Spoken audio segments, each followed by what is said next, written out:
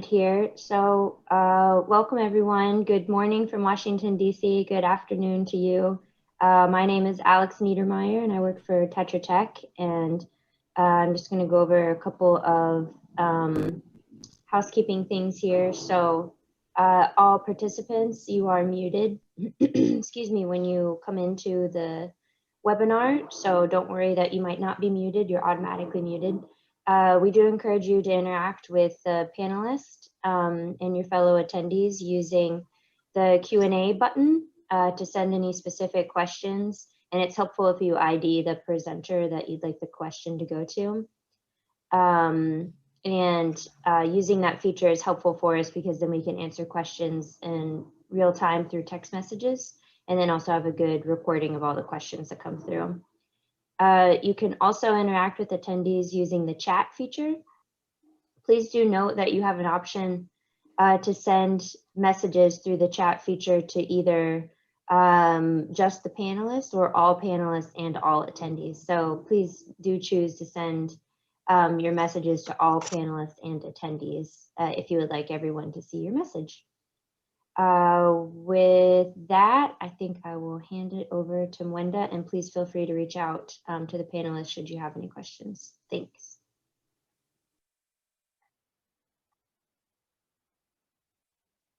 Good afternoon and good morning, wherever we are, or good evening. My name is Mwenda Mumbuna. I'm with the ILRG in Zambia. I'd like to welcome you to this session of the Land Symposium 2020. This is the fourth week, very exciting week. We've had very positive reviews. This morning when I went to the CBNRM policy formulation, there were a lot of people who came up to say, well, the sessions have really had an input into the policy issues too. And they would love us as much as possible to have such more interactions because they bring out the practice on the ground. And today we're going to focus a lot on integrated development planning. And we have 4 presentations, and these are in the following list. Integrated development planning, how best can it be administered? A case of Mafinga district. This is by Lizzie Banda. The second one is by Daniel Piri, and that's the role of integrated development planning in governance and administration, lessons learned from Zambia. And the third one is by Gilbert Siame, embedding integrity in urban land development decisions in Zambia, findings from cities of integrity project. And the last one is that by Farai Shumba, which is accelerating response for land governance for pro-poor housing, the case of solid ground campaign in Makululu slum settlement in Kawe. For the start, we're going to go to Lizzie. I'd like just first of all to introduce Lizzie. Lizzie Banda is a seasoned social planner. Her research interests are in sustainable development planning, health and spatial planning, solid waste management, local economic development, land administration, and GIS applications in planning. She holds an MSc in spatial planning and the Bachelor of Science in Natural Resource Management, both from the University of Zambia. Lizzie, you've got 15 minutes to present your case. You're still on mute. I've unmuted. Thank you so much for the opportunity. Can you get me? Hello, can you get me? Yep, sounds great, Lizzie. Okay, great. Thank you for the opportunity. My presentation this afternoon is looking at the challenges facing the implementation of integrated water development plans. A case of Mafinga. Next slide, please.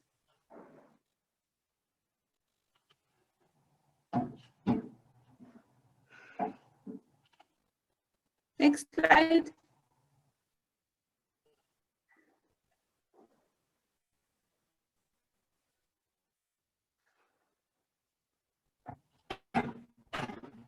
Hello. It is the next slide, Lizzie. I think it's just a little bit slow. Why don't you try turning off your video to improve the quality? So basically, this research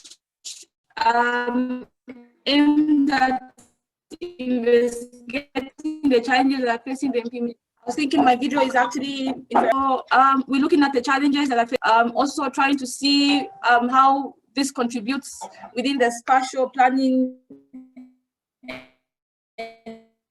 environmental studies disciplines.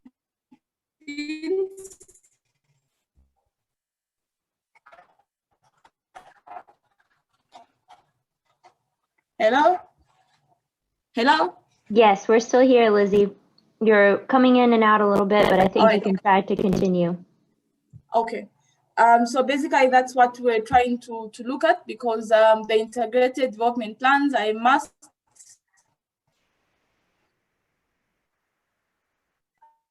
and also we know that these are actually been in some cases traditional land, which has its own ways of administration. Next slide, please.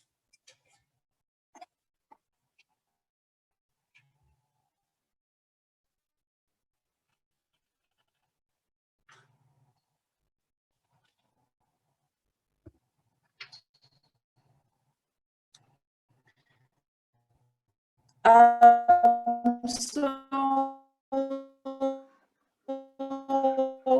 what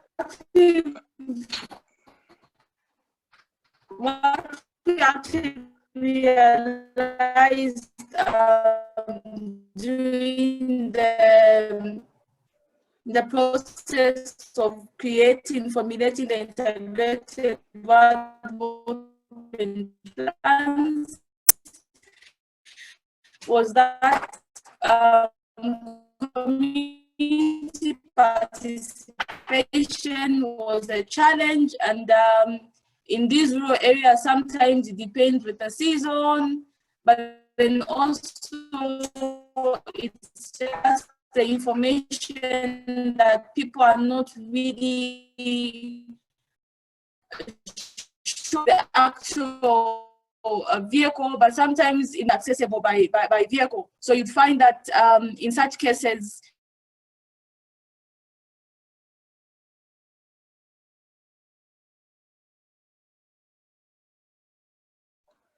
Lizzie, are you having problems with your connections? I think Lizzie's connection might not be very strong right now.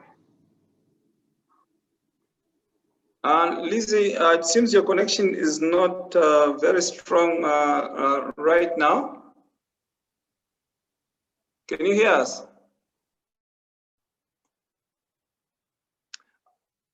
Okay, in the meantime, while we're waiting for Lizzie to sort out the connection, Daniel, I hope you are ready. Daniel, could you unmute yourself? Hello, yes. Hi, Daniel, hi. I think we can proceed with my presentation. Hello? We can proceed with the presentation. Hello? Can you hear me? I can hear you. You're both coming in clear, and Daniel, if you can hear me, you can go ahead and start. Daniel, could you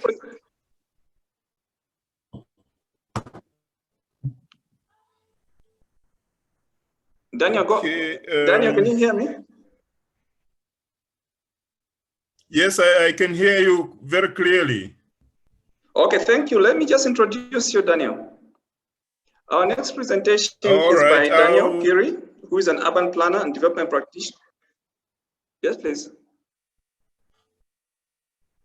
Our next presentation is by Daniel Piri, who's an urban planner and development practitioner with over 20 years work experience in advisory consultants and technical assistance, delivery and training. He holds a Master of Science and a Bachelor of Science degree and diplomas in education, which is a focus on geography and mathematics. His presentation today is an interesting one. It looks at the role of integrated development planning in land governance and administrations. And we want to learn from him what lessons can we get from Zambia. Daniel, could you go ahead, please? Yeah, thank you so much, participants, the fellow panelists, participants and the organizers. I hope you are getting me clearly. I just want to confirm. Yes, sounds great, Daniel. Thank you. Great. Now we can get okay, you. Let's move on to the next slide.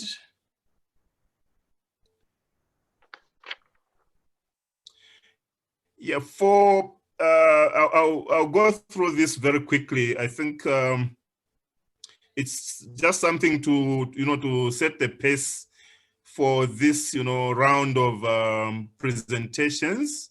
So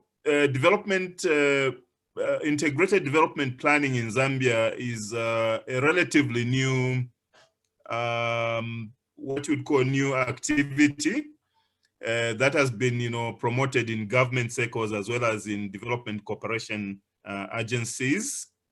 Previously, much of the development planning that we used was focused more on sectoral, planning, which means different institutions were doing their own planning without coordination, without integration of proposals, budgets, which usually resulted in, fragmented development outcomes and very little impact at the grassroots level.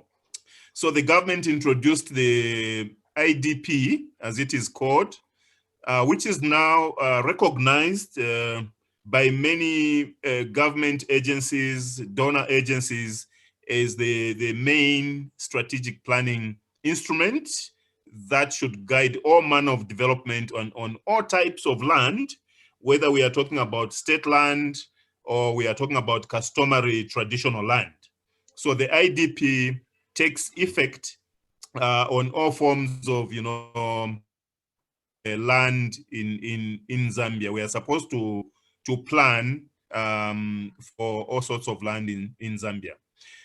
It was institutionalized and legalized, so to say, formalized by the Urban and Regional Planning Act. But we do also have the National Planning Budgeting Legislation, which is under the Ministry of National Planning and Development. So they are also, this a concept of IDP is being promoted by many government institutions. It is mainly multi-stakeholder, multi-sectoral participatory approach, which is very, very important in land governance and also land administrative systems. Next slide, please.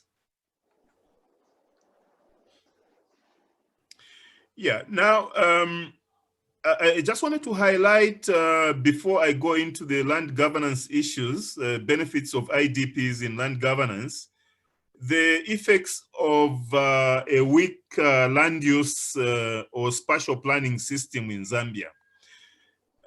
When we do not have strong IDPs with the spatial dimension, where land use is missing, usually the following may result. We have inequitable land distribution, because you may know that where land is not apportioned according to different income groups so that individuals, groups can benefit, then there will be inequality in terms of who gets the bigger chunk of land and who owns what piece of land is available. This has been, for example, I would give an example of areas surrounding Lusaka. You could just talk about maybe 3 or 4 families that, at one point owned so much land around Lusaka. But fortunately, these families have been subdividing these lands and making them accessible to different groups and individuals. If we don't prepare the land use plans, there is also a problem of surveying. You know, surveying, registering, allocating, developing, and servicing the land. So it's very, very important that once the land has been identified, either in customary areas or in state land for development, that it is properly surveyed. And once we know that it is surveyed, then, you know, we can, it's easier to allocate the land, to develop it, and also to provide infrastructure and services. Land use planning, where there is land use, weak land use planning, also you find there are numerous land conflicts because people don't know who owns what. There are various competing uses in the land, competing interests, which cannot be reconciled because, you know, it's not very clear who exactly owns what land, whether it is in state land or it is in customary areas. So these conflicts are in fact more common in customary areas where the land is not planned at all. There is also the issue of land speculation and distortions in the land market if the land is not properly planned. Mostly this work against the majority rural and urban poor. We have also seen that where there is no spatial planning, development is mainly, you know, ad hoc, piecemeal, and coordinated, usually in you know, compartmentalized, meaning, you know, you find these clusters of residential, a cluster of commercial, which are quite disjointed. So it becomes very difficult to administer land in terms of registration, in terms of deeds, you know, title deeds, if there is so much ad hoc kind of development. I would give you the example of an area in Zambia called 10 Miles, just outside Lusaka in Chibombo district, where there is so much, you know, confusion in terms of, you know, who owns what land, various, you know, activities going on, people allocating land arbitrarily without due regard to any plans. So this is because there is no land use plan or a land use map to guide everyone in terms of how this land is going to be administered. Next slide, please.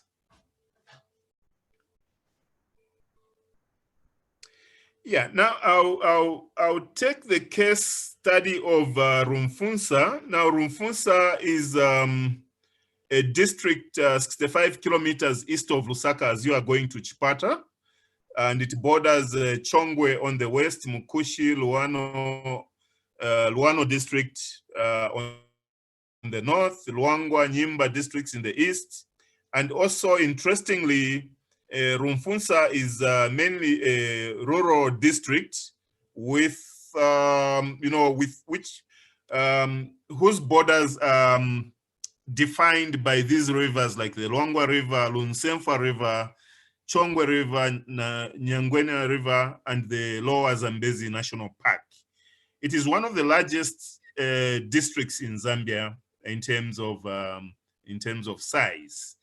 Now, we did work on a project funded by the European Union and administered by the Local Government Association of Zambia and the Commonwealth Local Government Forum of Zambia to prepare an IDP for Rumfunsa. So we found out that the IDP, in fact, the IDP area covered about 3 chiefdoms, the Mpansha chiefdom, that's about 2,000 hectares, Shikabeta, 23,000 hectares, and the Bunda, which is about 5,000 hectares. So the IDP we prepared covered all the traditional areas, as well as, you know, a small part which has been defined as a council area, or what we call as a state land. So this is just a small component when you go to Rumfunsa. It's just around the civic center and where the filling station is, for those of you who have been there. Now, in our analysis of development challenges and problems and core issues, the issue of land was central to the preparation of the IDP.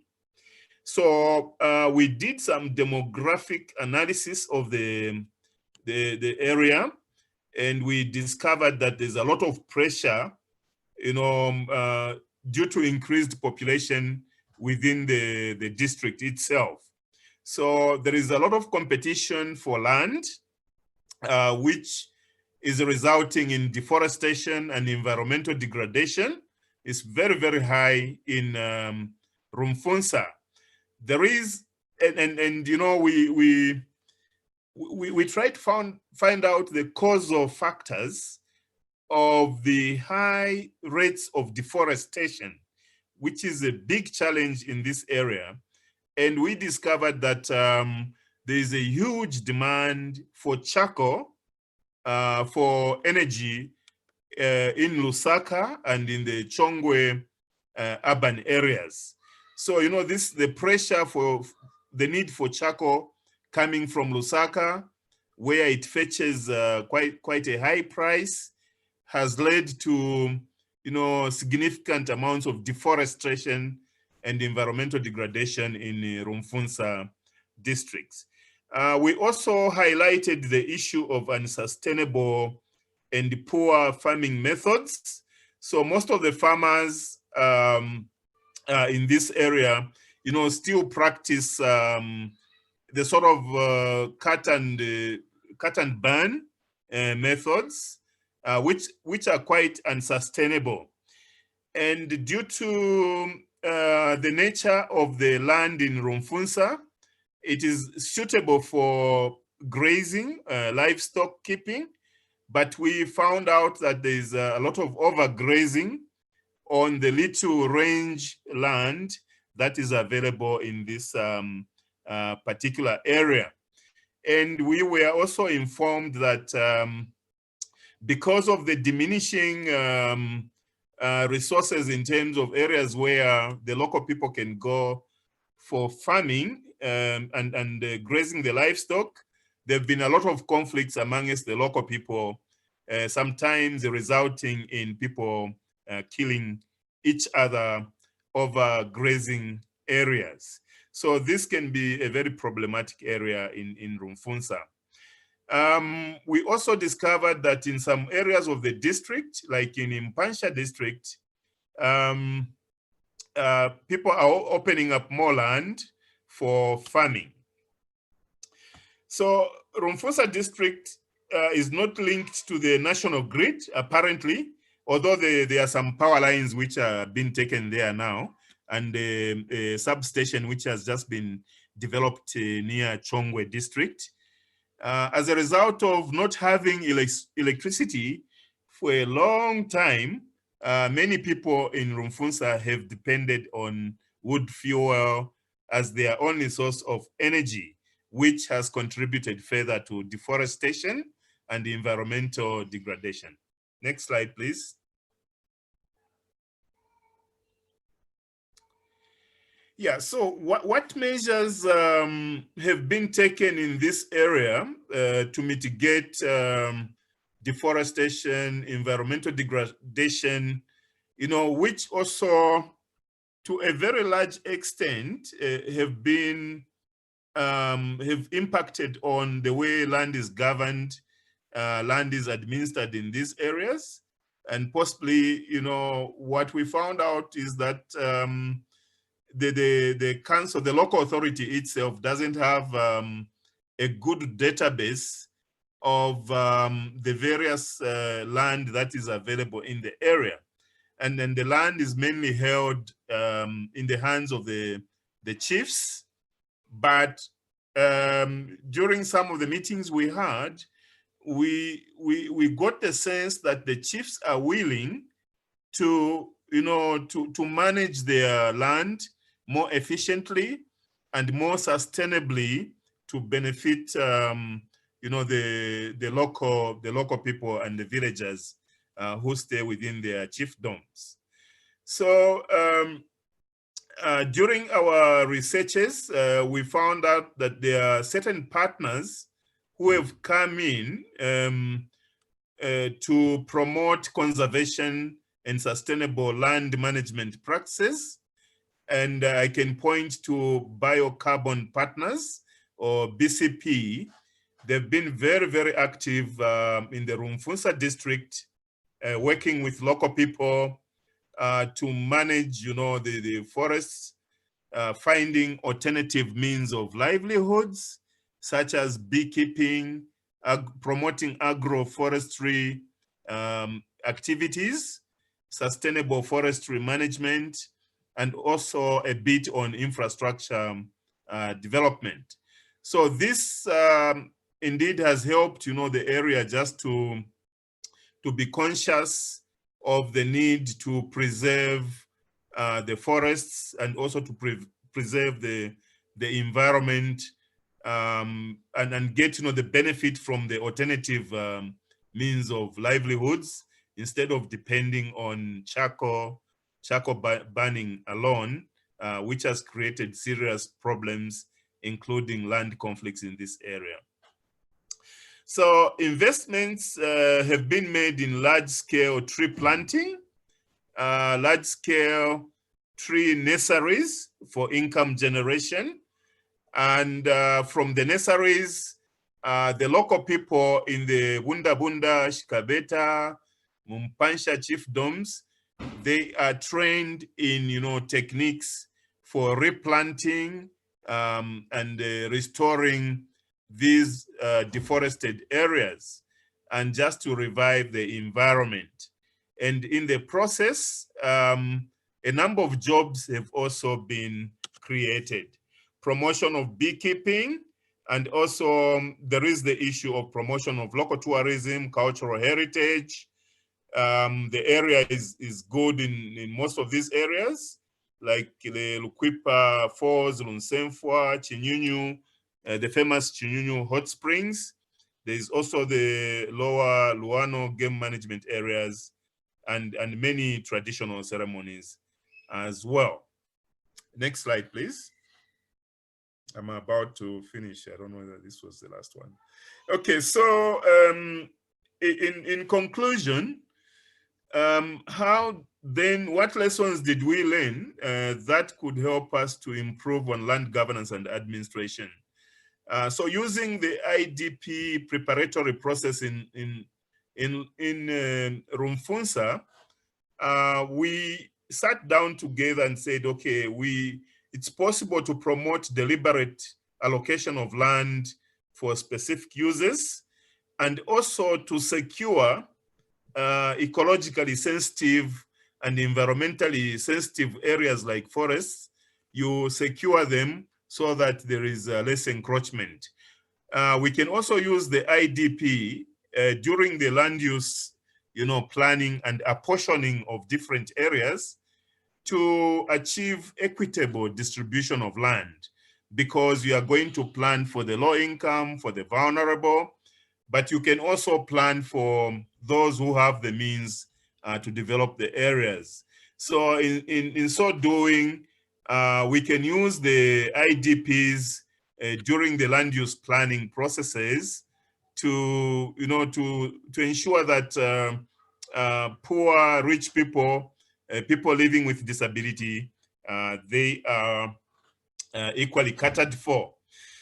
We also use the IDP to localize government policies. You remember you may know that there are so many government policies to do with gender equity, policies to do with social inclusion, climate resilience.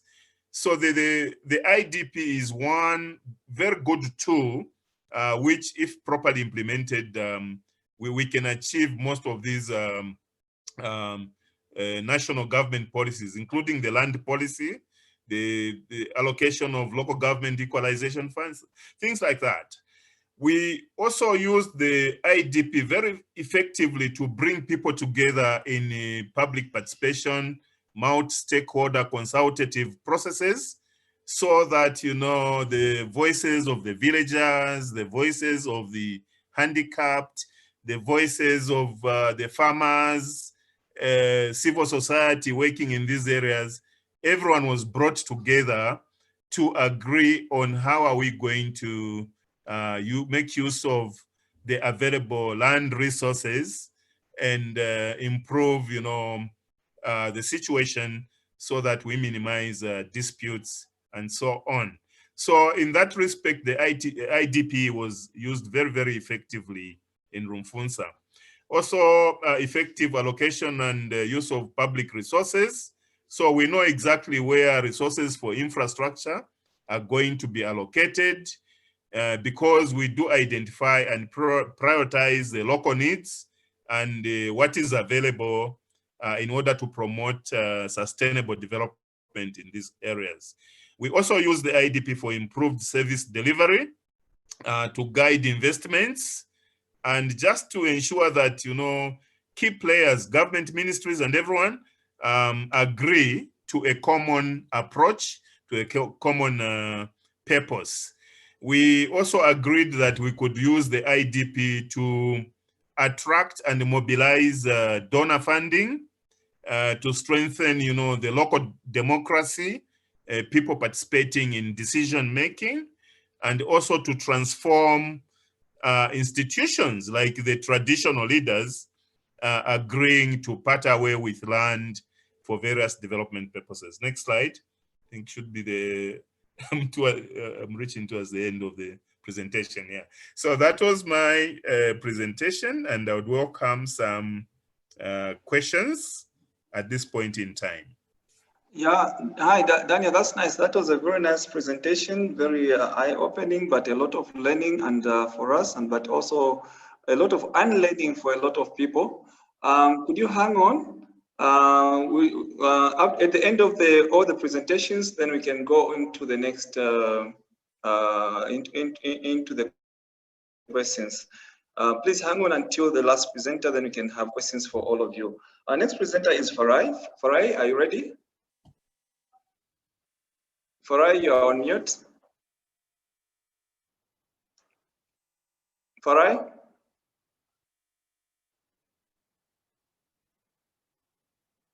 Farai, you're still on mute.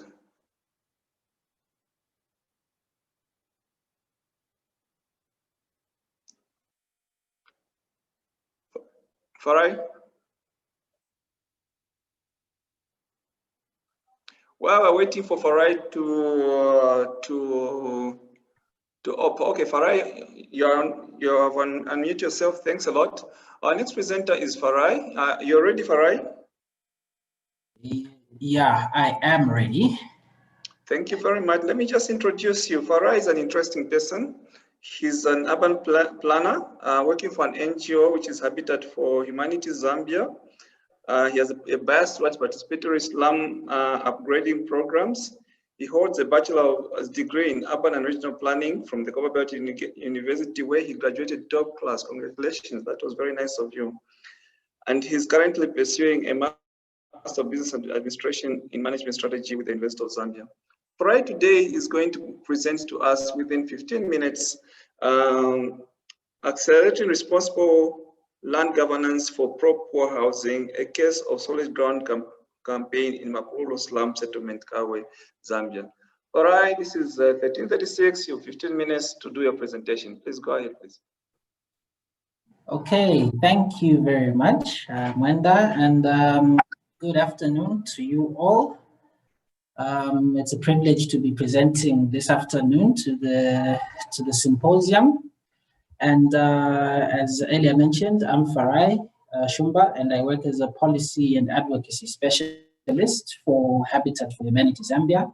And I'll be presenting this piece on accelerating responsible land governance for poor housing, the case of our solid ground campaign in Makululu slum settlement in Kabwe here in Zambia. Next slide, please. Right, so the solid ground campaign, this was our flagship advocacy campaign to increase access to land for shelter. And it was implemented between March 2016 and March 2020. And there are basically 4 pillars that the campaign was looking at. The first being the aspect of security of tenure.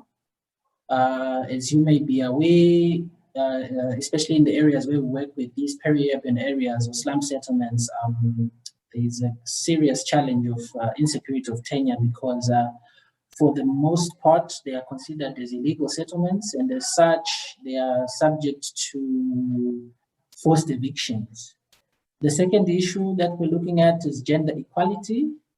And on the gender equality aspect of things, we were, the issue of gender, you have a situation where women mostly are marginalized when it comes to issues to do with land or even property ownership. So we really wanted to bring this to the fore at a global level as well as here at local level.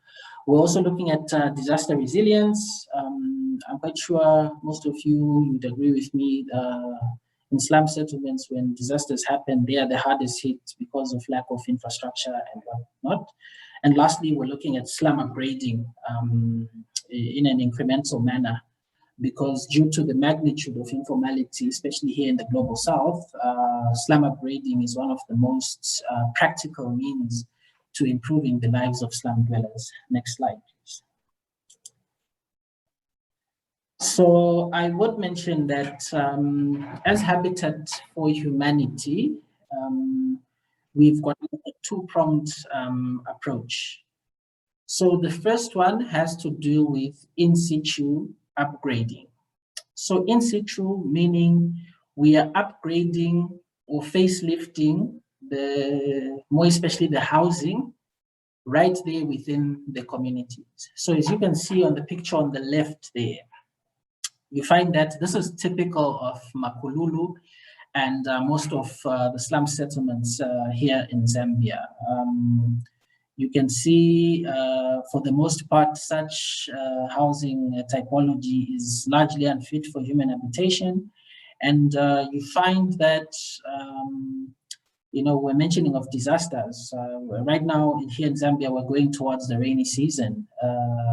It's a huge challenge in terms of the safety of the occupants, more especially those who have children, as well as special needs people.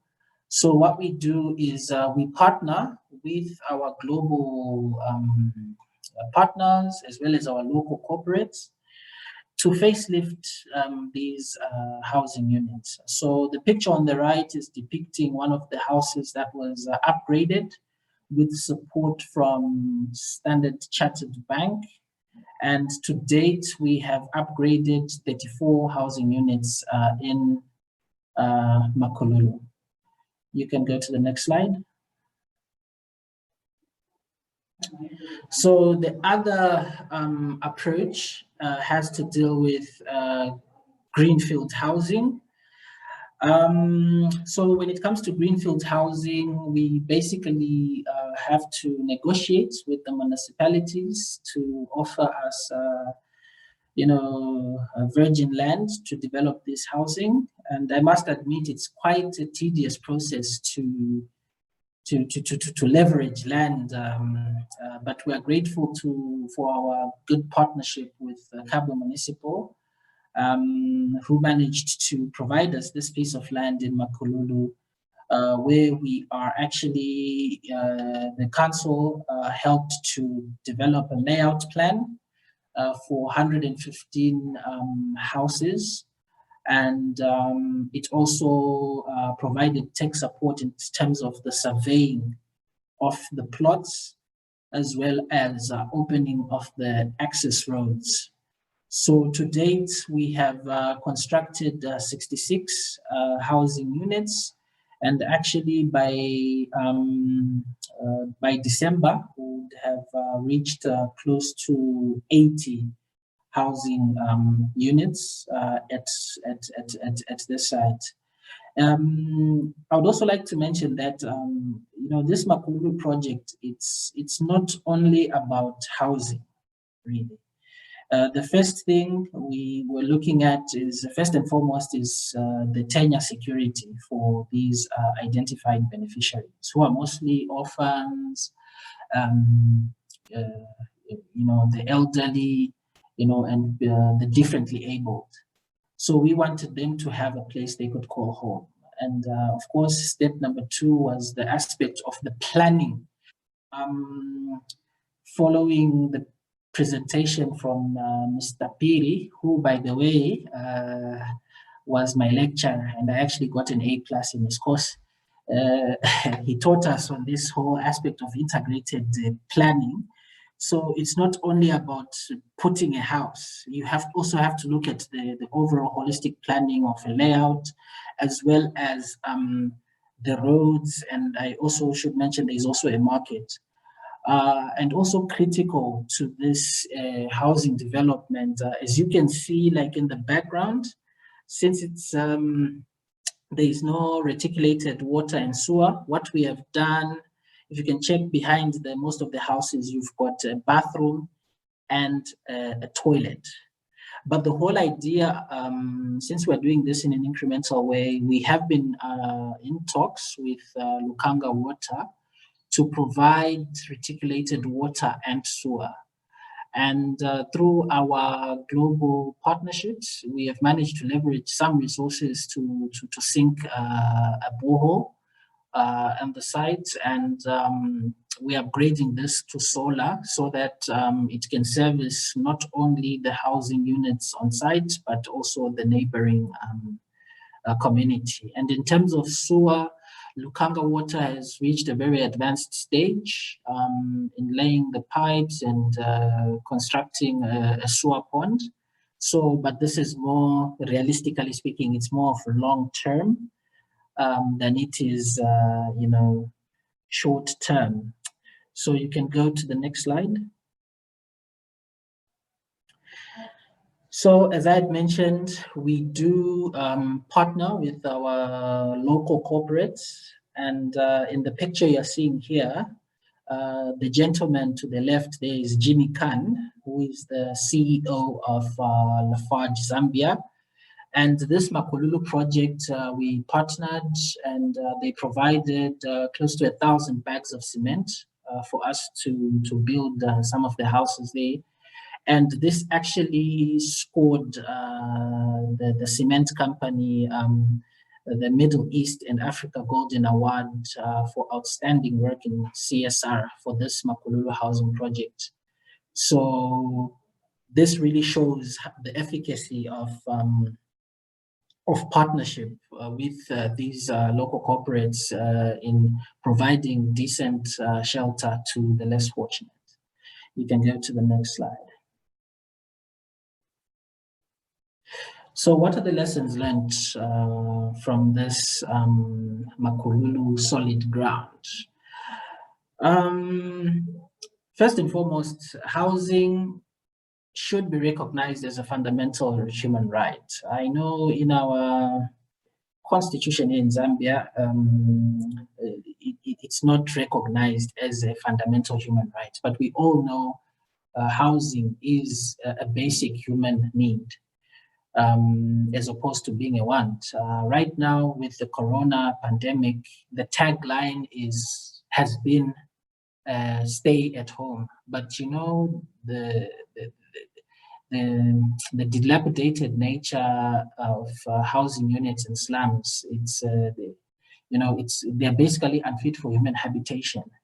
So it's actually short of a miracle that in most of these unplanned settlements in and around Zambia, we haven't witnessed much cases in terms of this COVID issue, but nonetheless, we strongly need to advocate to make housing as a fundamental human right, so that government can really forcefully implement this. The second issue we've learned from Makululu is the aspect of formal partnerships. This is in part due to the fact that, you know, government officials, they are transferred every time and again. So when you have a formal partnership, there's a basis for continuity in terms of project deliverables. And this actually strengthens our resource mobilization when we have these kind of formal partnerships. And it also helps for us to really implement our initiatives at a very high scale. Thirdly, the efficacy of community participation from project design to implementation. Often, you know, as technocrats, we take communities for granted where, you know, like more especially us as planners, we plan from the office and go down to the field to implement things which, you know, don't make sense. So it's very important to engage the communities. Even, you know, with this Makululu project, you know, when we went down into the community, you know, like they were the ones who actually gave us a hint of where this housing project can actually be implemented. And, you know, we started working with the, you know, local authority. There was a lot of cross-pollination of knowledge from the community, as well as even just the housing design. You know, the communities, you know, through this collaboration, they are able to provide realistic solutions to their own problems, because at the end of the day, they are the ones who will be staying in these houses, and there's a lot of ownership that comes with it when they're involved. The other aspect is on increased capacity building for local municipalities to manage urban development and planning. This, you know, from our perspective, is still a huge issue in the municipalities. And as Mr. Perry was presenting, you know, the likes of Commonwealth local government have been providing this kind of capacitation in terms of integrated development planning to local authorities. And this is very much commendable, because at the end of the day, we need to sustainably manage our cities. Zambia is party to, you know, these global protocols, such as the Sustainable Development Goals. And for our purposes, we look at SDG number 11. In order to realize this SDG 11, more especially during this last decade of implementation, there's need for that capacity building for the local municipalities to manage this urban development. Lastly, we were, as Habitat, we were privileged to be amongst the CSOs that were invited to witness the launch of the National Housing Policy, as well as the implementation plan for the National Housing Policy for the year 2020 to 2024. And the minister is the one that graced this occasion, but of course, basing on experiences from the previous policy, where, by the way, it was an award-winning policy, the 1996 housing policy. It won a scroll of honor, but a decade or so, we find that not much was being realized from that policy. So the key issue really is on the implementation. And already we've identified a very huge problem in the housing sector, stemming from the budgetary allocations from the National Treasury. In this year's budget, it has been reduced from like 3.3% to about 1.9%, of which, of that 1.9%, you find a very paltry 0.03% being allocated to housing. And this shows you know, it's an uphill battle, which the Zambian government, as well as us CSOs, we have to play in getting housing being a top priority in the country. So on that note, I hope I'm still within time. I think this is my last slide, and I will be entertaining questions. Thank you very much. Thank you very much, Farai. To our participants, we've noticed that, Daniel, there's some questions, but please go ahead and put some questions on the question and answer for Farai, so that at the end of the, after the presentations, we can have a lively discussion. Thank you very much, Farai. It was a very, very, very interesting presentation where you touched on one key issue that sometimes it's not about how good the policy is, but it's about how you take that in policy into action. You also touched on a number of issues such as capacity building of municipalities, community participation, which is very, very key in terms of building ownership. And also one interesting one, which when I was looking at your slides, was that of linking housing to Corona, which is something a lot of people don't seem to be so much aware of. Thanks a lot, Farai, for your presentation. Very touching presentation, very interesting. Please hang on until after all the presentations, then we can have a number of questions for you to be able to elaborate on a number of areas. Thank you. Next, we're supposed to have Dr. Siame. Dr. Siame is in the room. Oh, okay. He's in the room. Thanks a lot. Thanks a lot, Doc. Thanks a lot, Doc. Let me just introduce you. Dr. Siame is a lecturer and researcher in the Department of Geography and Environmental Studies. This is where I spent 6 years of my life at the University of Zambia. He co-founded and directs the Center for Urban Research and Planning at UNZA, where he also convenes the MSc in Spatial Planning. He's a member of the Board of Directors of Educational Partnership Innovations in Communities. Interesting CV, Dr. Siame.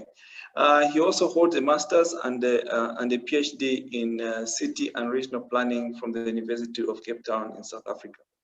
Today, Dr. Siame is here about something which touches us a lot, and I found it very, very interesting going through your presentation, and that has to do with embedding integrity in urban land development decisions in Zambia, findings from Cities of Integrity project.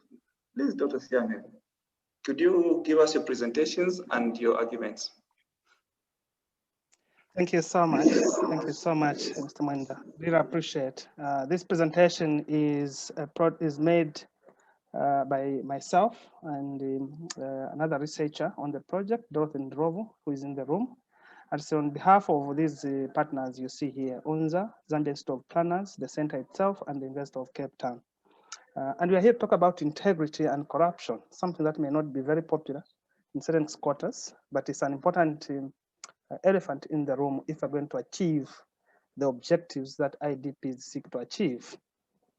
And okay, you can move the slides. I thought can move the slides for me. I don't seem to have the control. Mr. Moderator. Yes, I'll move them for you. Just let me know when you're ready. Thank you. I'm ready to move, please.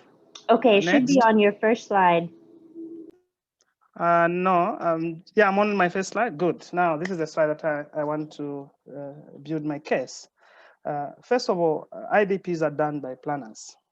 And however we define a planner, in Zambia, we base it on the Urban and Regional Planners Act of 2011. That's a plan, and IDPs are done by that category of people in the country.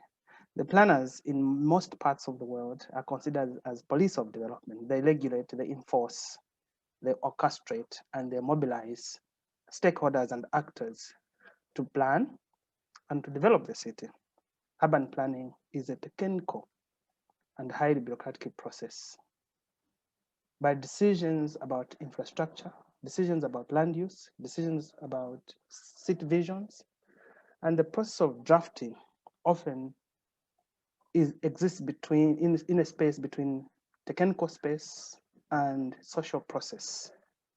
And that's where power, and that's where discretion, and that's where sometimes corruption happens if there's no integrity. Planning is a discipline that focuses on long-term public interest, the public interest of a city, of a region, of a district. That could be rural or small town or a mega city. And planning decisions all the time, they create winners and losers. This can be firms, this can be people, communities, and some people benefit from certain decisions that are made. There is a contestation on how to manage land-based resources, particularly if we're talking of rural and semi-rural areas. How do we formulate an IDP without displacing the people, but an IDP that enhances the opportunities and livelihoods and economic potential and actualization of that potential for the people that are in that area, while emphasizing the need to integrate with others. And in facilitating these processes, planners tend to be called into question.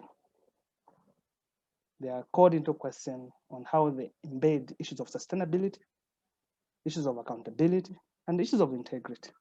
To what extent are they ethical in their practice? Good practice planning is underpinned by professional values, integrity. A very good planner with high technical skills, without integrity, that's just to us in this project, we consider that such a person just a liability, because there will be no sustainability, there will be no accountability, there will be no inclusion, and there will be skewed development towards a particular end goal. That could be, you could create communities that are highly unsustainable. So a good planner without integrity is a wasted opportunity and a wasted stakeholder. Next, please. So what do we find next, please? What do we find in the project when we try to ask how people experience decision-making in their planning? We did a survey with 24 planners in one part, and we've done a survey with 230 planners. What I'm presenting is from both, but a survey with the 24 planners after an interaction with them, we found something interesting. Only 37% of the planners have not encountered corruption issues or have not experienced integrity dilemmas. Leaving to us 62% of the planners either experiencing directly, either experiencing it often, and sometimes declining to answer because they have a conflict of interest of some sort. Then that draws into question, how are we doing the IDPs if a huge number of people are engulfed by such a problem? People have experienced corruption and ordered to perform corrupt issues directly. 66% of the 24 plans that we did, sampled from 24 planning authorities, indicated having been ordered to bend the rules to favor an intended outcome, something that needs to happen even if it is illegal. And the consequences for saying no are quite grave. And this space may not allow me to delve into all the consequences. Some of them include transfers, depression, death on the road, frequent movements, and so on and so forth. These issues have been raised from this project, have been raised with the employer, the Local Government Service Commission, and several others. So really, planners are sort of engulfed in some, sorry, I shared this. I engulfed in a number of challenges without much support. And one of the reasons they indicate there's no support is lack of a manual for planners to deal with integrity dilemma situations. If ordered and they don't want to do, so it's between leaving the job or performing an illegal act or a corrupt act. How do they get out of the situation? That support is lacking. And for those of us who want to see IDPs that work and work for people, we ought to invest in how we protect and support the planners to do the right thing. Next, please. Next, please. So punishment for being ethical as a planner We asked the question to what, if they've been punished, that may be transfer, demotion, and so on and so forth. And what we found is that 45.8% of those who have taken ethical decisions have not been punished. And about 55% of the planners who stood firm and wanted to do the right thing have experienced some form of retaliation, violent action, or silent punishment of some sort, being moved, being demoted, sometimes in unexplained circumstances. And so IDPs, and we've seen some transfers that you really can see that these are really questionable. Even halfway an IDP, somebody is moved. And the number of draft IDPs in Zambia were left like that. You can mention of those initial LIDPs effort.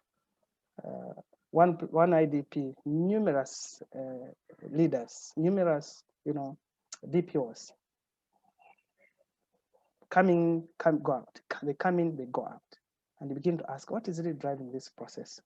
Sitting down and interviewing them, some of the reasons for rapid movement, highly unstable transfer regime and system is partly planners trying to stay firm and trying to be men and women of integrity.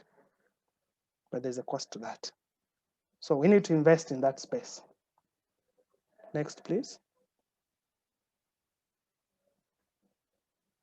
Planners likely to report corrupt action on land and planning-related corruption. This is a question I asked directly. And 28% said yes, said very unlikely. Others said unlikely, and those who said very likely, they constitute a very small percentage. That purple thing you can see there, very small. The reason for this is that one, you report, you have to provide the truth. You have to make an argument all the way until the case is won. Number two, sometimes there are powerful people involved, both private sector and public sector, and it becomes difficult for you to fight those powerful interests. And sometimes there are no systems like integrity structures at workspace level, at planning authority level. This was an effort in 2017, but it's no longer there and it's not happening. And so they observe a corrupt action. How do they present the case? What are the systems to help them execute their reporting in a manner that does not create retaliation to them? And sometimes the planners have argued that even if they report, nothing comes out, so why waste time? So the support system is weak to avoid or to support planners do the right thing as they plan the IDP and execute it where it is complete, including as they plan settlements and communities administer land and make decisions or draft decisions on land use resources and land-based resources. Next, please. Rules of the game, public participation. We asked the planners to agree if public participation can influence, if public participation can influence the plans and the projects. What we got is an interesting outcome. Some do strongly agree, others do agree, and that's a big number. But what we need to question is that while that can happen, the question is how do we actually execute public participation? Are we doing it to fulfill that which is in the law? Or we truly want our plans, our IDPs to be people-led? And if we say people-led, what information do we give to them during the processes? To what extent do they own it? And how do they own it? Sometimes this could be weak communities without much resources and without much technical know-how to make a robust argument to be heard, especially if we, the planners, expect a lot from the communities. The question is, how do we select who comes to the meeting? What background work do we do to prepare the participants to be in the room almost at equal footing in terms of appreciating and owning the process? Those are the questions that we pose to the planners during qualitative interview engagements. And what seems to come out is that in most cases, the resources are limited to get everybody in the room and ensure that people have equal share of the process, and they have a skin in the game by being invested, knowing that when these IDPs are approved, this is the extent we may get. And we're not talking of a councillor here, we're not talking of local elites. We're talking of the ordinary grandmother in some space who could be a true loser of an IDP, a person that could end up being displaced because there's need for a bigger road. And that displacement could lead to significant suffering in the life of that person, the true vulnerable, and who may have no space and no opportunity and no resources to stand and speak with a clear voice and a clear know-how, socially and politically, as well as, culturally.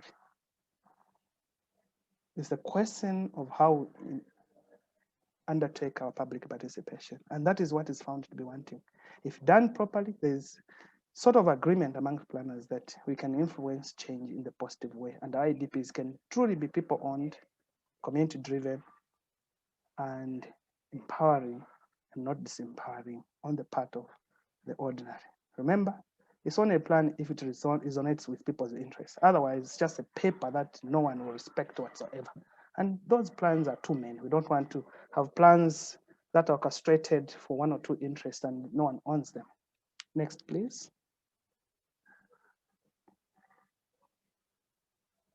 This should be my last question. Sharing the burden, where do planners report challenges? There is a little bit of optimism amongst the planners, and largely they share with colleagues, share with the fellow participants, so those we talked to participate in the course.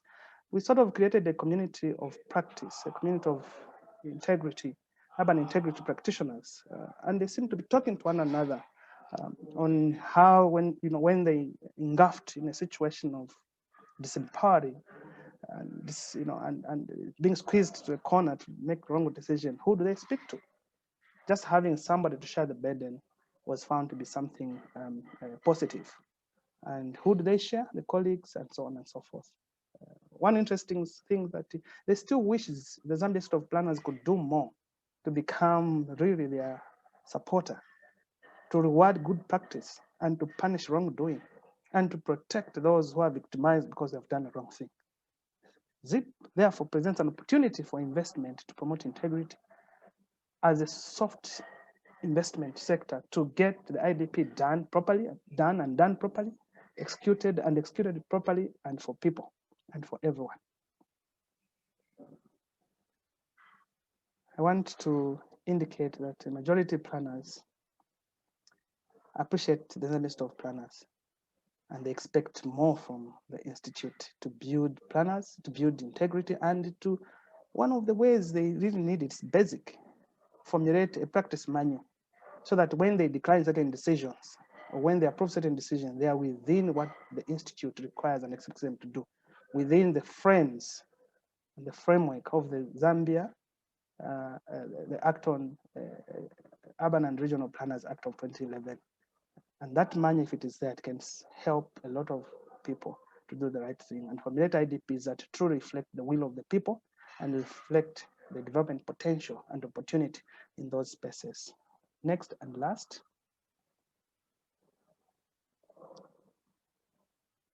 Thank you so much. If you want to get in touch, those are the contacts. It's been a pleasure. Thank you, Doc. We'll surely get in touch. Very interesting and very novel presentation. It touches an area which most planners don't really look at. They look at in terms of, oh, okay, how do we do planning? But they don't really look at the ethics of planning itself. It's very, very, very interesting presentation. Doc, if you could just hang on. We're trying to get Lizzie to come in. She was the first, but to present, but we had internet problems.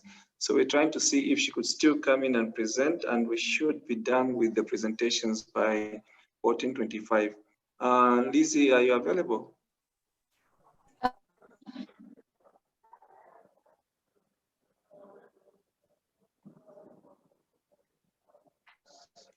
Lizzie, are you available?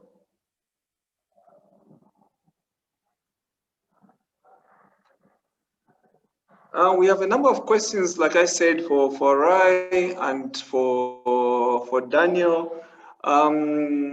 It would be nice to also get some questions for Dr. Siame. I mean, it's an interesting discussion, and let's try and find out from him on a number of issues. Lizzie, are you available?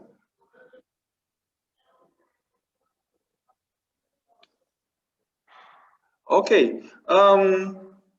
Maybe let's Farai, you are there?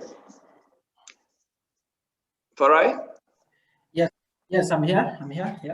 As we are trying to sort out a number of issues, there's one question which has come in, and it came into the on the chat. It said 1.5% of funds have been allocated to housing in the 2020 national budget.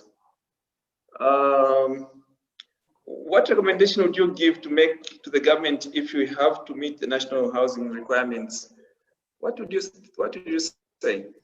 Yes, Farai, go ahead. Yeah. You're so clear. Okay, thank you. Yeah. Sure. So the issue really has to deal with, when you're talking of mass affordable housing, it's all about, it boils down to the housing financing sector. Because I can tell you, like, for example, Zambia National Building Society, it doesn't really look towards, the targeting people in informal settlements, no. They are more of a private, kind of quasi-private, I would put it at that. And the interest rates are like close to 37%. So for someone who is, for example, like a marketeer, they can't afford that. So what needs to happen is to have some flexible housing finance for low-income earners to actually pay back this money in an incremental manner, as well as even the same housing construction. It needs to be done in an incremental manner. And what I mean by incremental is that to build a house, for example, the first thing is you need the land. So if one can be given an affordable loan, flexible loan, they can liquidate maybe within a year, they graduate to the next phase of housing construction. Housing construction, the loans can be phased out, starting from, like the foundation slab level up to window level, up until the, up until the roof level. Some regional experiences I can also highlight is the concept of the city funds. City funds have worked well in the Slum Dwellers International Network, particularly in Harare.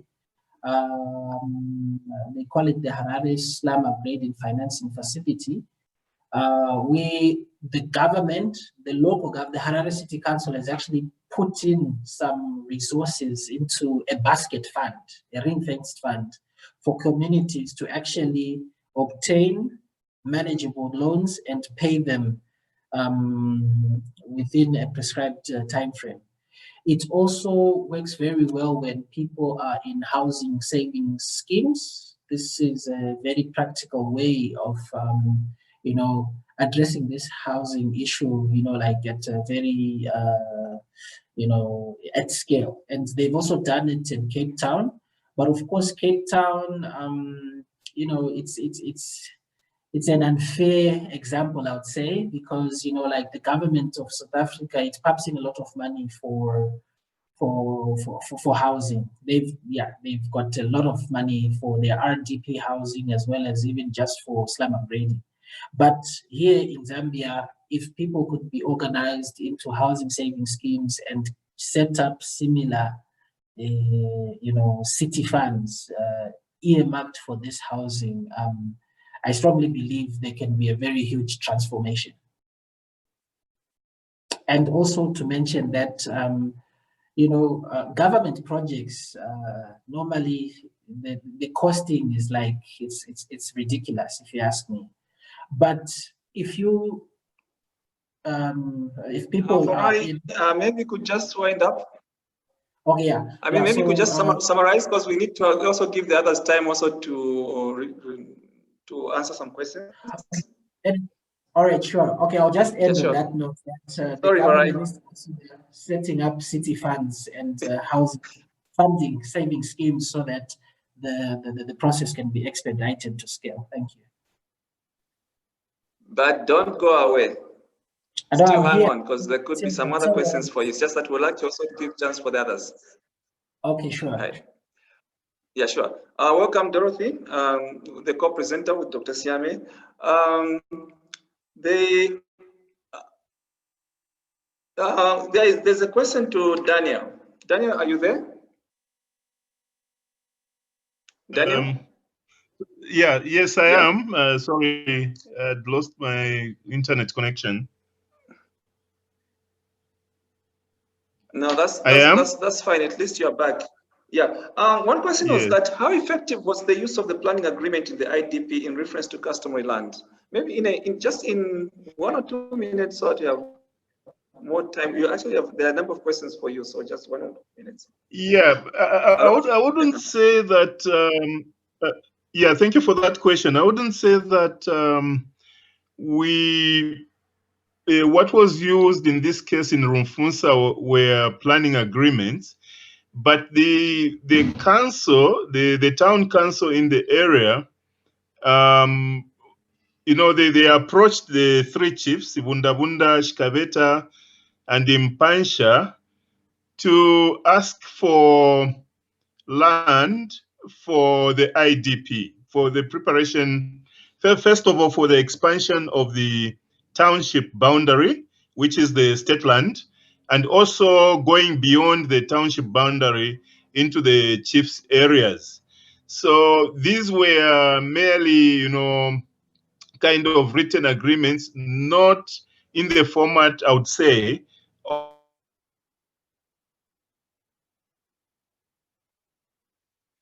Sorry, we seem to have lost you again.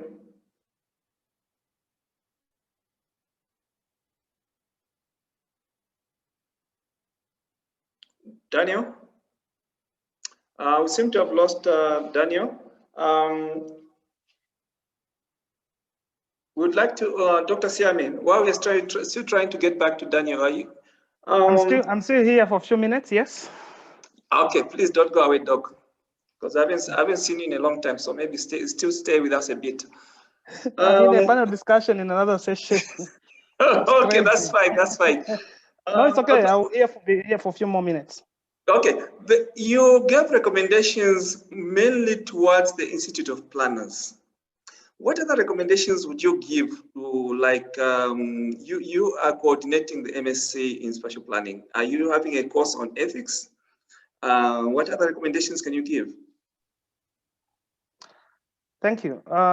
We asked the planners on adequacy of training to do with the soft power issues and soft skills, and a number of them expressed lamentation and regret that universities don't seem to emphasize that component, and they would wish it is stronger. That is a recommendation that is overwhelming, actually, and data is there to prove that. The Master of Science in Spatial Planning is relatively new and takes really a different approach in many ways. And one of them is to train planners that are strong in terms of technical capability and soft power capability. That we try to do. And when we do the evaluation and feedback, there's been that recognition that the soft power, deal with corruption, and so on, that is adequately covered. Including research agenda, Liz, who is supposed to be speaking here, did her work on corruption and urban land in Lusaka from the planning program, and a number of them, including a very strong emphasis on ethics and why ethics and integrity should be treated as equally important as technical capability. So that is the thing which is there. However, I should mention that we have planners who've been in practice for some time. There's a need for an opportunity to find the ways to build the capacity in that space. There's also a need for Copper Belt Invest and the UNZA to collaborate and train planners with like minds in some ways. At the moment, I think the two universities don't really talk to each other. Maybe this is an opportunity that we can begin to, open collaboration and see how we can work together to expand this area of thinking and this area of capacity development among us planners, with the ZIP of course being part of the agenda. Thank you very much, Doc, for that. And I know you're a busy person, but Dorothy is still around. She could still answer a few questions. At least it would be nice to hear her voice before the end of the program. But we're still trying to get Lizzie to present. I mean, she's worked on this for a very long time, and it would be unfair for us because of the internet not to give her a chance to present. So would like to provide this opportunity for Lizzie to present within 15 minutes. But Doc, if you're very busy, you can still leave Dorothy. And Lizzie, could you come on?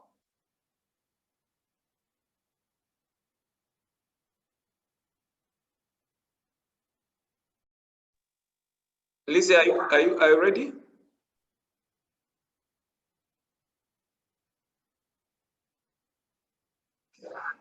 I'm just promoting her to a panelist again right now, so then we can give that a try.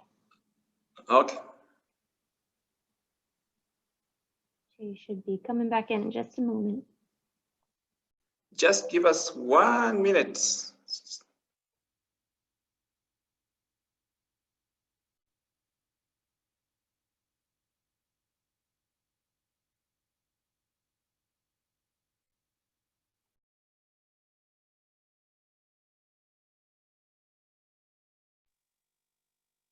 Lizzie.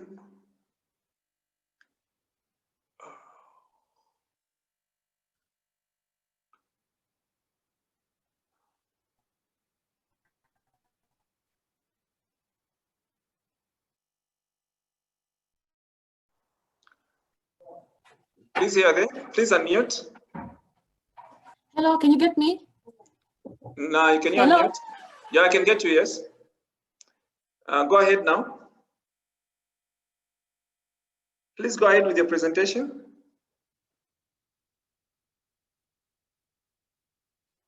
And unfortunately, Looks like we've lost her again.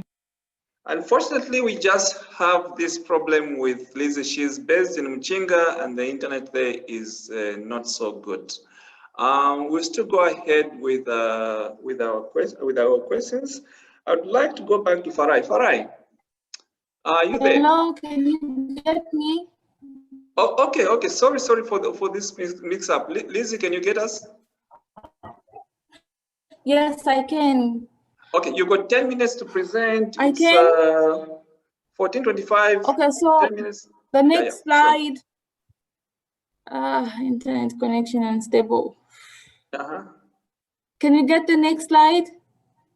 Yeah, sure. Okay, so we're on this slide and we're looking at the fact that some of these areas are actually difficult to reach because remember that we have zones that are broken down. We have wards that are broken down into zones.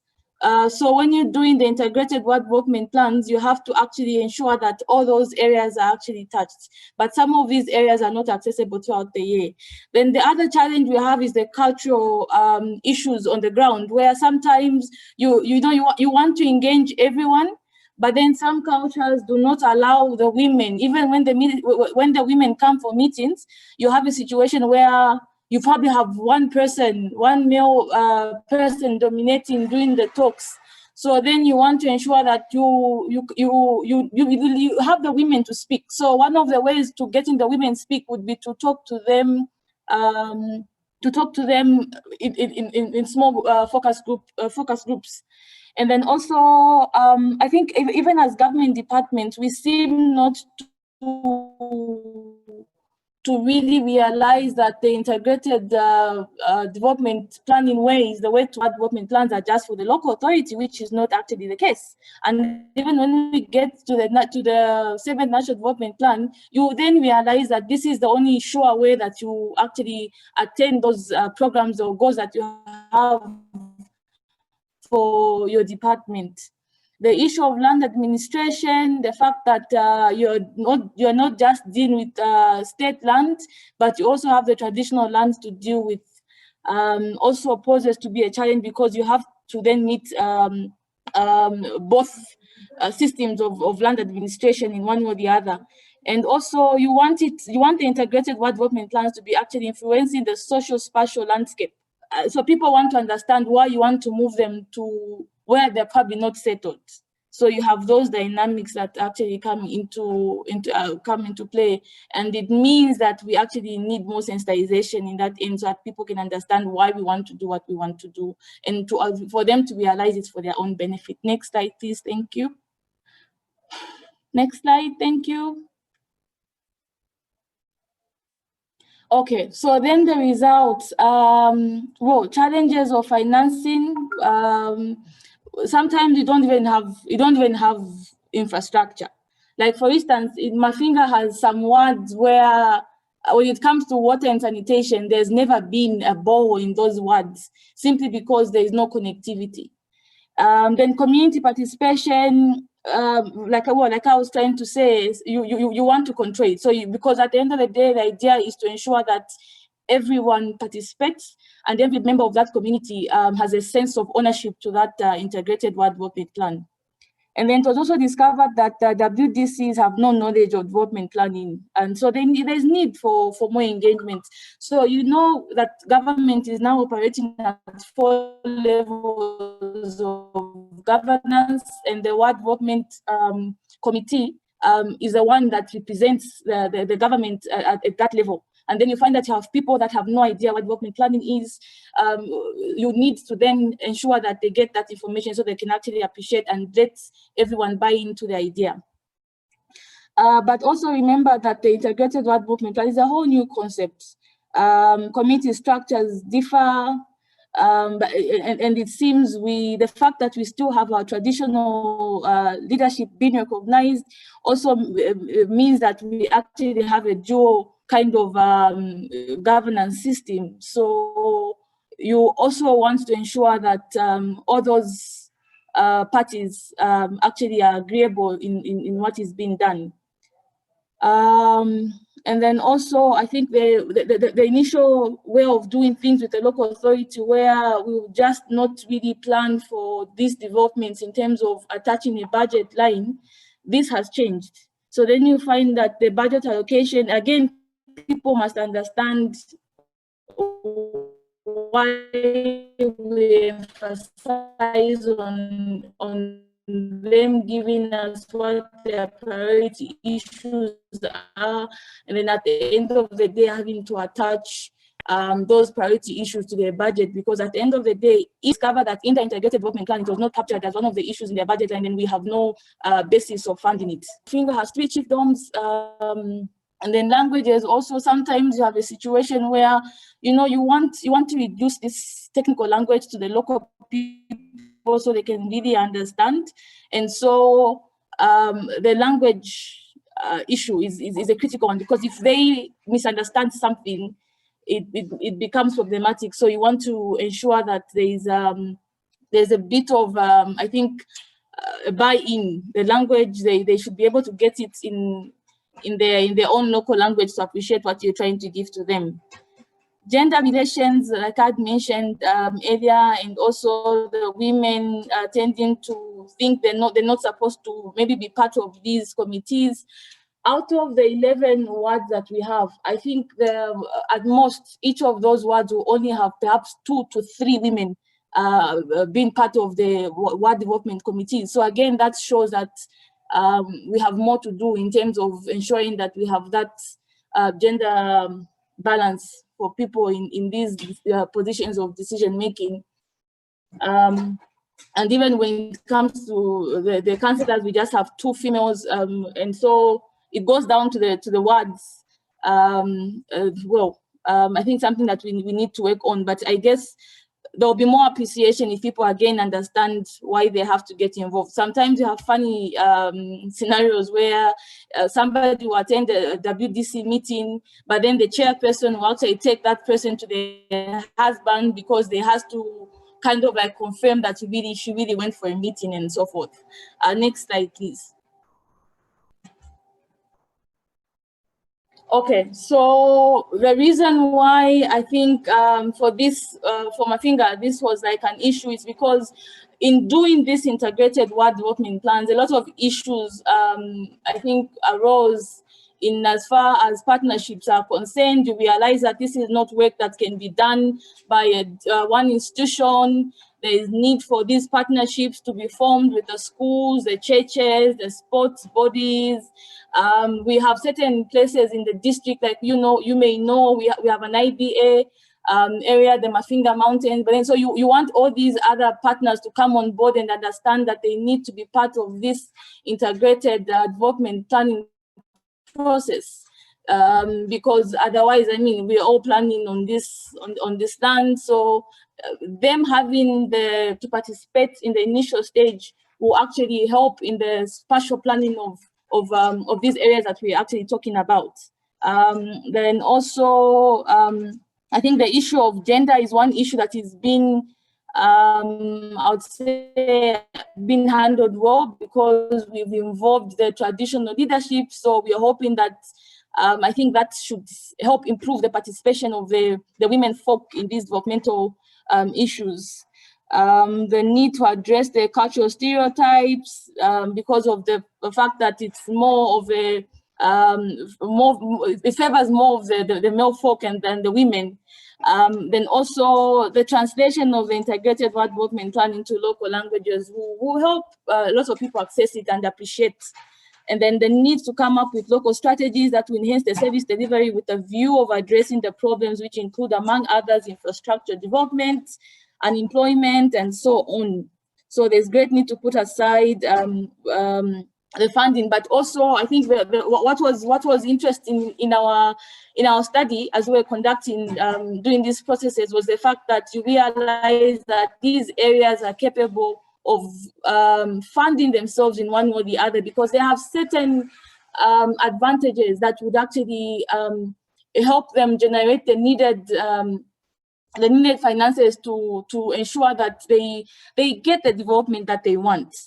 Mafinga is mostly agricultural, but then what will not help us is when people do not give us the actual perhaps tonnage so we can convert it into monetary value to know how much of a certain area is producing, and so that at the end of the day it makes sense to say we need to take a road to that area because we know the economic value that the area is actually bringing. Yes, next slide.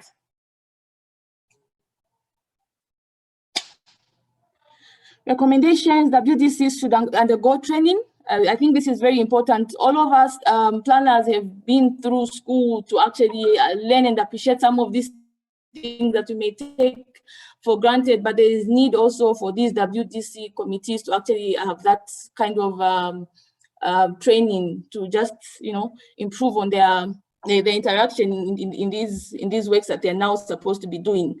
Land administration sensitization, these are critical. I know we have the Urban and Regional Planning Act now that gives us power to do development control even in traditional land, but people need to understand why we're doing what we're doing. Land audits are also important, especially in traditional land. The parcels, we've been saying Zambia is 70% traditional land, but you will agree with me that over time, I think those statistics have actually changed, but have we captured that? Because you are now realizing that a place like Mafinga, for instance, that did not have any state land, today has state land in 2 locations. So there is need for us to capture that. And one of the ways we can capture it is also through the integrated ward development plan, because we'll know how much land is, for instance, under agriculture in traditional land or state land and the like. So there's need for those reviews. Then the cultural aspects must be integrated, as well as the language barriers. There's need to just have a simplified community data collection outline. What makes the IDP process even more tedious and more complicated is because we sometimes want to take the technical terms to the community, which it may not be at their level. So it just ends up delaying the whole process. And then feasibility plans must be adequately done before commencement of the process to avoid unnecessary waste of resources. I think this is something that we learned, because initially, you know, you want to plan for things and say, what exactly are we going out in the field for? So having to understand these things helps you reduce on the works that you're actually going to do. Like, for instance, after our first round, after the initial interaction with the WDCs in all the 11 wards, the next thing that we did was to say, we are simply going to give them information beforehand and let them get that information through the education ex-officials, just so we can have less time in the field, and people would have a background of what we already want in terms of the information. Thank you. Next slide. Thank you. Thank you, Lizzie, and thank you for hanging on, and thank you for really trying to come on. It's a very interesting discussion, especially that you took the IDP to the ward level, which is not something which everybody thinks about. They always think of the IDP at the district level, and that's why some people think that the D stands for district. They think it's integrated district planning. So thank you very much for that. It's a lot of learning for us. Lizzie, could you hang on? I would like to start off first of all with Gilbert. I'll give you 3 minutes. There are some questions for you to answer in 3 minutes, and then I'll get back to Farai. There's some questions which you need to answer, and I can see Dorothy is there. And finally, Lizzie, there are also a few questions which you can answer. Daniel. Start with you. There was a question here that when you made your presentation, you talked about the IDP around 30,000 hectares, but the district is much bigger than 30,000 hectares. How did you choose the 30,000 hectares? And secondly, the area of the IDP is in the GMA. How was your interaction with the Department of National Parks and Wildlife? So those are the two questions which have been posed to you. Yeah, okay, let me just address them quickly before my fellow panelists come in. You know, I was just looking at the document.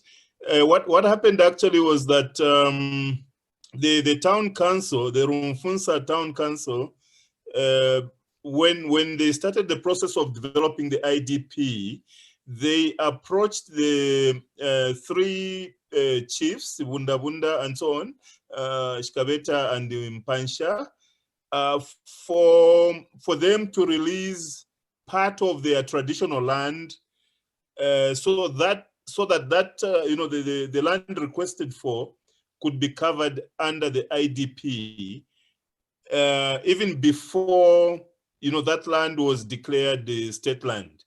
So portions of that 30,000 hectares from the 3 different chiefs were allocated to the council. Now, I did mention that I do not think during our engagements with the council that planning agreements per se were used, but you know, these were just formal negotiations and agreements on the release of the land. So I would very much welcome some follow-up, you know, missions to the town council just to see if those requests could be formalized into planning agreements. Now, regarding the GMAs, I do recall that when we were preparing the IDP, the Luano and the Lower Zambezi GMAs were considered to be very, very important areas for the district, and you know, potential sources of revenue for the council, which is a very young council. So it was agreed that at some point when the IDP would be reviewed, the GMAs would have to be included. The Zambia National Parks and Wildlife were represented in several meetings that, you know, we had. So their concerns were taken into account through representation. Very quickly, the question on mapping from Matt. what happened in Rumfunsa is that there was a core team for the IDP committee, but that core team was again, separated into what were known as thematic and task teams. So there was one task team for mapping.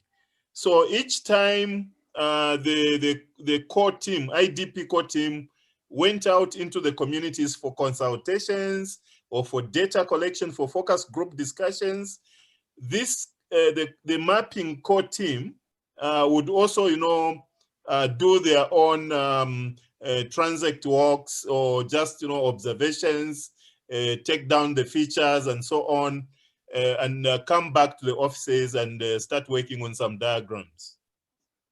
So basically, this is the approach that was taken. I know it was quite rudimentary, very, not perfect, but that task team was also supposed to generate some of those maps in a GIS. So these are my responses to the questions that were raised in the chat. Thank you. Thank you very much, Daniel. Thank you very much for that. That was very interesting. I'd like to get to Farai. Farai, are you around? Yeah, you are. Maybe you could unmute. Farai, in your recommendations, you talked about the efficacy of community participation in project design to implementation. It's one of the areas which is really bothering development practitioners. How do you think this can be done effectively in 3 minutes? Okay, yeah, so, at community level, there are various community-based organizations, and it all depends really with what kind of development we want to bring to the community. So following the establishment of the Local Government Act 2019, it also provides the establishment of WDCs who are now being voted in by the communities. So it will be of paramount importance to work through those local structures such as WDCs and other recognizable CBOs at ground level. Because trust me, these communities at grassroots level, they've actually got a repository of knowledge about their communities, and working through these structures, it can really provide an impactful intervention in these communities. Yeah. Okay, thank you very much, Farai. I'd like to get back to Dr. Siami and Dorothy. Doc, when you presented your findings, you did not genderize them. What I mean is that you presented them like a whole. You didn't say, okay, we have 47% of the female planners or male planners. Do you think there's a gender relationship in terms when you're relating ethical issues in planning? Thank you so much. In 6 slides, one can only present so much, but in the survey, our 40% of the respondents, of the 200 and should be 39 respondents, are females, and 60% are males. What we've found is there is no relationship. The experiences seem to be the same. However, there's a relationship between age and the way people experience corruption, age and the position or seniority. That's what we have in the bigger data, which we've been analyzing. It appears there's sort of a blame game, if I'm to speak on age. The junior entry-level young planners seem to argue that they sometimes do things outside the regulation because they have been directed or taught to do so by their superiors. And the superiors tend to say, no, we've been misled by the technical people on the ground. That's what we find. But on age, across board, our survey, 60-40% is showing no major difference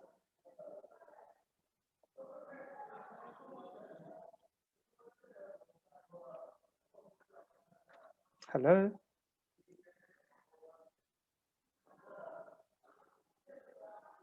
Mr. Mwenda? Mwenda, you might still be on mute. Yeah, oh yeah, sure. Sorry, I was on mute. Sure. Sorry. All right. Sorry, Doc.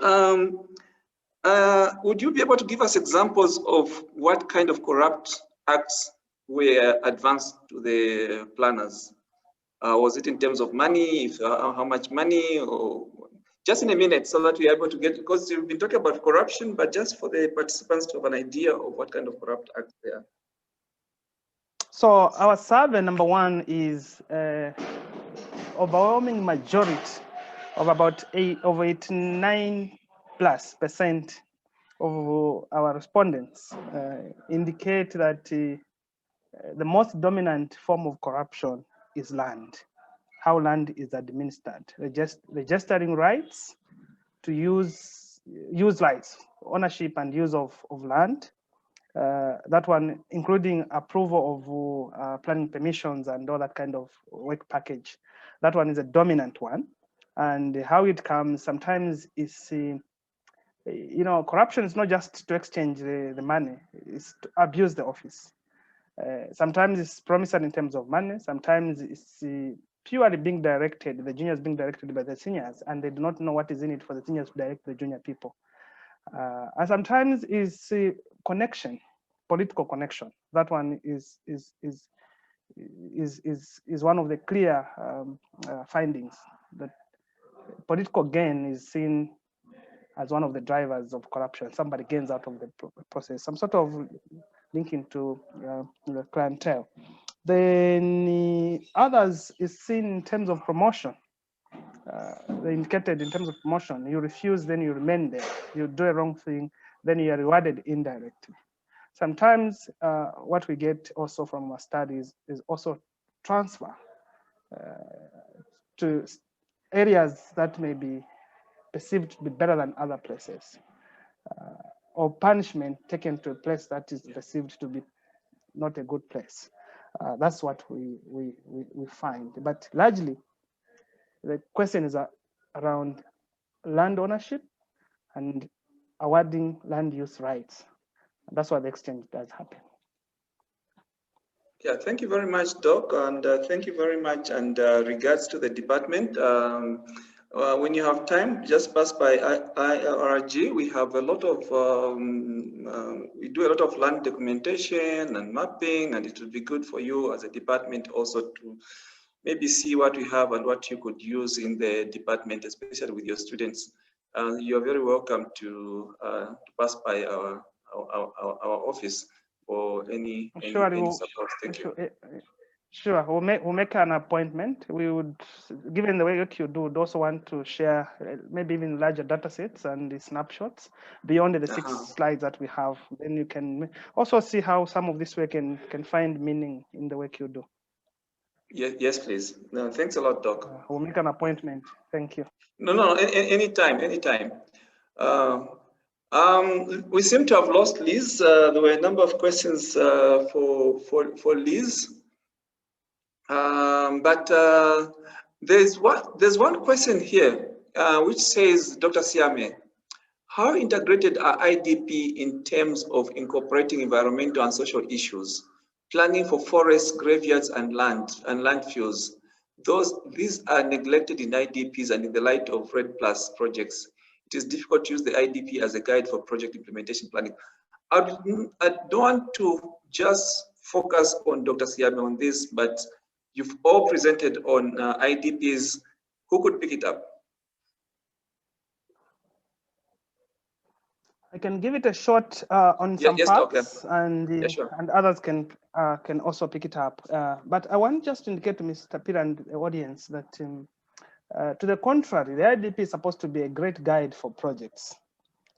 And I think it's that purpose, in that, firstly, it's not an IDP if it's not integrating social, environmental, economic issues, including governance issues, then it's not an IDP. It defeats the whole purpose. It's supposed to integrate them.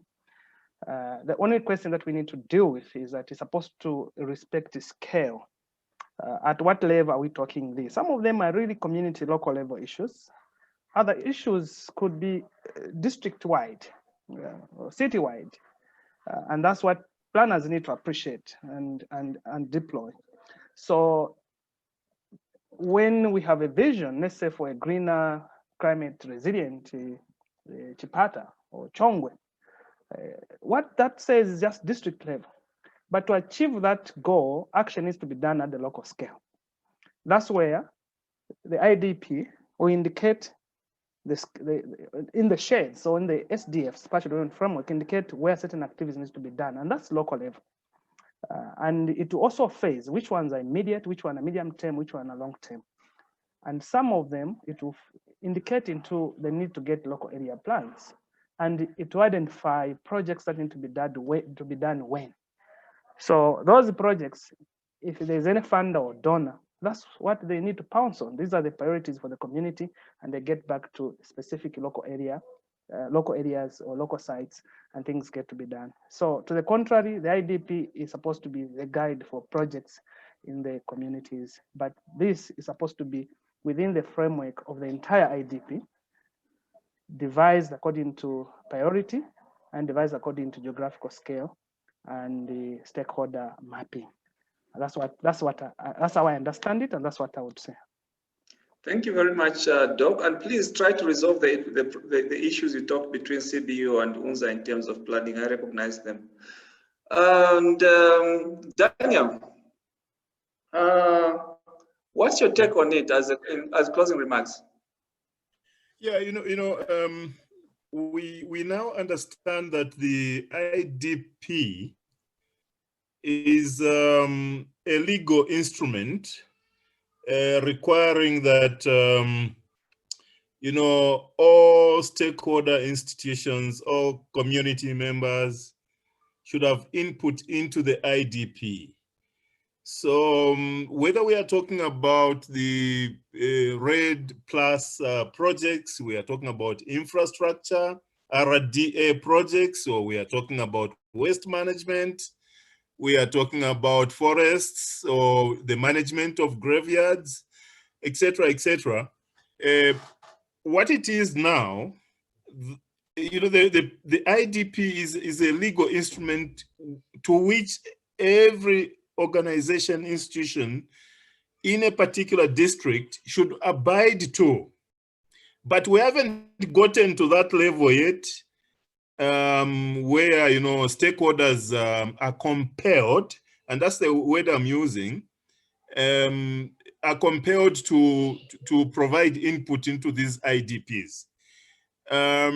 So it's now self-motivating. You just say, okay, we'll provide some input. So that's the first thing I want to emphasize here, that the Ministry of National Development Planning, the Ministry of Local Government, Ministry of Finance, in fact, the Ministry of Finance are now using the IDP as the key input into the preparation of the 8th National Development Plan. So meaning that whether we are talking about RED Plus projects, we are talking about forestry projects, GMAs, we should all come together in a particular district and prepare these IDPs.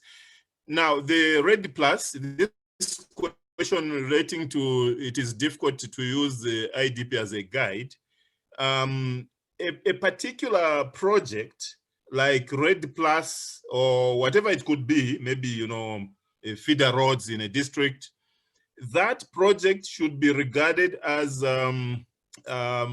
if it relates to elements of planning, social engagements, and so on, it is regarded as part of what we call an action area or area-based plan, if you like, or local area plan dealing with a specific issue. And in this case, it would be sustainable land management, sustainable forestry management, etc., etc., as part of the IDP, but implemented by that particular stakeholder. The budget for that particular RED project would have to be reflected in the IDP so that it is captured at the provincial level in the provincial plan and escalated to the national development plan. So this is the way we should be moving with these IDPs. They are legal. Everyone is supposed to be providing inputs into the IDPs. We haven't gotten there yet, but we do hope, you know, as the whole process evolves, then we should get to some level of understanding of what these IDPs are all about. Thank you very much, Daniel. Thank you very much for that that presentation. But I'd like, in closing, Farai, I know it's very difficult for you to finish up in 1 minute, but please give me 1 minute of closing. Farai, 1 minute closing. Okay. Oh, you want me to give closing remarks or? Just your closing, yours, not mine. I'll close the remarks, but your closing remarks, yeah. Oh, okay. Yeah. Yeah. So based on my presentation, I think this whole symposium also coincides with World Cities as well as Urban October, which basically acknowledges the importance of cities in human development. But as we go about our work, I think this session has really brought to the fore the importance of planning. I often say we are the problems, we are the chief problems of some of these issues we find out there as planners, but equally we are the solutions.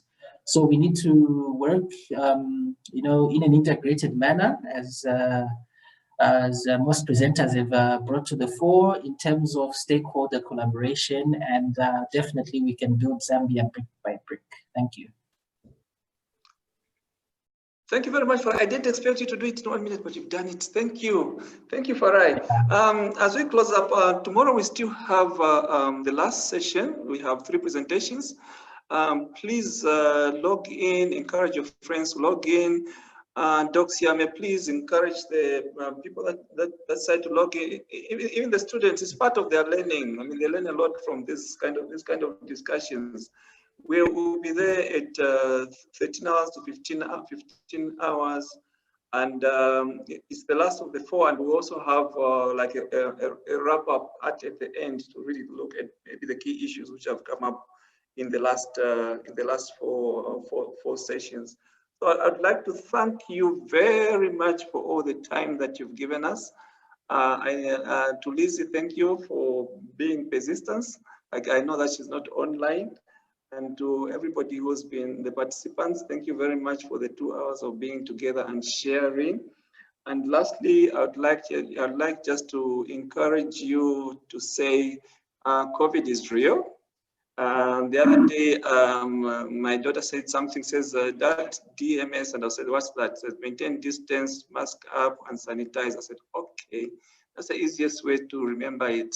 So always remember DMS and let's keep alive. So let's meet tomorrow at 13 hours. We'll send you out an email to just remind you. I'm really sorry. I'm really thankful for today. Thank you. So thank you very much.